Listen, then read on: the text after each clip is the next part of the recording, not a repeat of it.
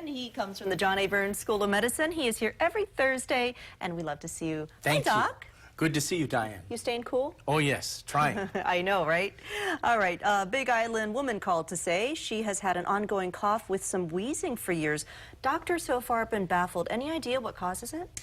Most of the chronic coughs, assuming she hasn't been a smoker and she doesn't have to worry about things that happen with smoking like cancer, are due to environmental allergies, which cause postnasal drip, which causes a chronic cough, and treating the postnasal drip may result in relief from the cough.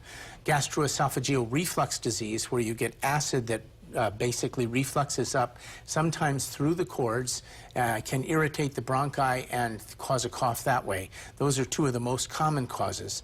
There are many causes, however, and I'd urge her to keep looking.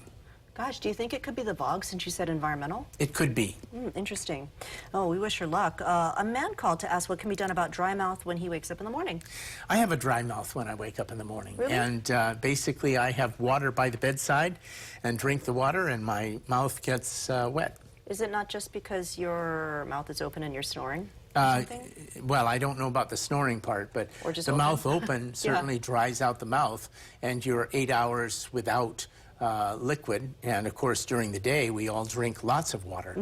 So in the morning when we wake up after a night's sleep, most of us have a dry mouth. Okay, there's a woman who's been taking Vicodin for a really long time. She wants to stop, but she doesn't want the withdrawals. So, advice? I congratulate her, first of all. That's painkiller, right? That's right. Okay. It's a narcotic. It is tolerating and can be addicting.